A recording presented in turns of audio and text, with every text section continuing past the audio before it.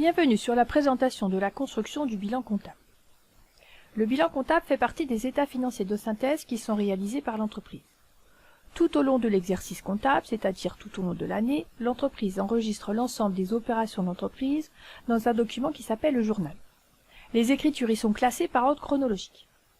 À la fin de l'exercice comptable, à la période qu'on appelle l'inventaire, l'entreprise reprend toutes les informations comprises dans le journal et les reclasse par nature de compte.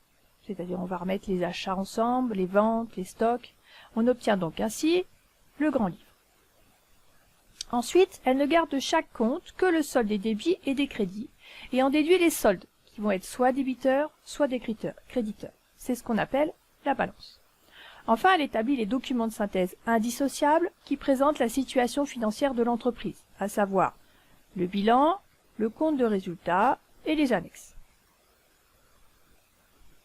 Voici donc une balance. Cette balance présente uniquement les soldes des comptes qui sont classés par numéro de compte. Les totaux de chaque colonne sont égaux par construction. On retrouve les 7 classes de comptes du plan comptable général.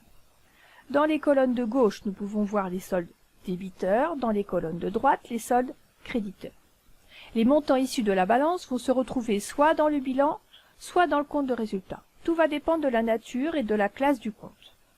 On va donc dissocier cette balance en deux. En haut, nous allons retrouver les comptes de bilan 1, 2, 3, 4, 5. En bas, les comptes de la classe gestion 6 et 7. Les comptes de la classe 1 à 5 vont permettre de construire le bilan. Les comptes de gestion des classes 6 et 7 vont permettre de construire le compte de résultat. Voici notre objectif, un bilan simplifié. Dans la colonne de gauche, l'actif avec deux grandes catégories. L'actif immobilisé, qui va rester durablement dans l'entreprise, et l'actif circulant qui va disparaître avec le cycle d'exploitation de l'entreprise. Dans la colonne de droite, le passif avec là encore deux grandes catégories, les capitaux propres qui appartiennent à l'entreprise et les dettes auprès des différents partenaires. Il faut donc passer de la balance au bilan. En fait, on a remplacé ici dans la balance les chiffres par des croix. Les comptes de la classe 1, par exemple, première ligne, les comptes de la classe 1 capital, vont naturellement aller trouver leur place au passif du bilan dans la catégorie capital. Ce sont des comptes à solde créditeur, colonne de droite, qu'on va aller mettre dans la colonne de droite du bilan, à savoir le passif. À la suite, les comptes d'emprunt, qui sont des comptes à solde débiteur également, vont aller dans la rubrique emprunt du passif. Les frais d'établissement sont des immobilisations incorporelles, elles ont un solde débiteur, on va les retrouver dans la colonne de gauche du bilan, à savoir l'actif. Et ainsi de suite. Lorsque la colonne présente un solde débiteur, on va mettre à l'actif. Lorsqu'on a plutôt un solde qui va être créditeur, on va mettre au passif. Et ce, jusqu'au compte caisse. Il reste cependant des éléments que l'on voit ici, des comptes qui présentent des soldes créditeurs que nous ne nous avons pas mis dans le bilan. Si on regarde de plus près ces numéros de compte, on trouve le compte 2813, 2815, 391.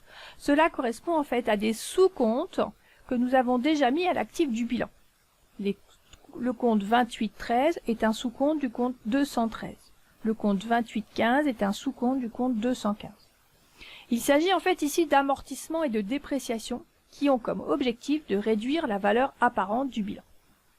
Ces comptes sont des comptes qui viennent en diminution des comptes principaux.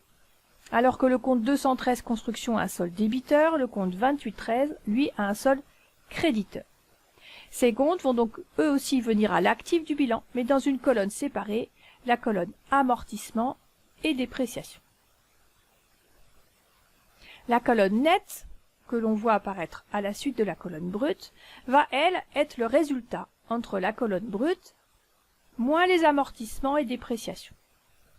Ainsi, le net fera apparaître une diminution de la valeur des immobilisations ou des stocks en fonction de ce qu'on a mis en amortissement et dépréciation. Par contre, pour le compte caisse, le montant net, par exemple, lui, sera égal au montant brut puisqu'il n'y a pas d'amortissement ou dépréciation. Le bilan est presque terminé. Pour cela, il faut l'équilibrer. C'est-à-dire qu'on doit avoir une égalité entre l'actif net et le passif. Pour cela, la différence qui s'appelle le résultat s'inscrit au passif du bilan, dans les capitaux propres, car c'est la propriété de l'entreprise. Si l'on obtient un bénéfice, on inscrira un chiffre en positif. Si l'on obtient une perte, on inscrira un chiffre en négatif. Le bilan est donc terminé. On pourra le contrôler ultérieurement en réalisant le compte de résultat et en vérifiant si le montant obtenu dans résultat est le même qu'on a dans le compte de résultat.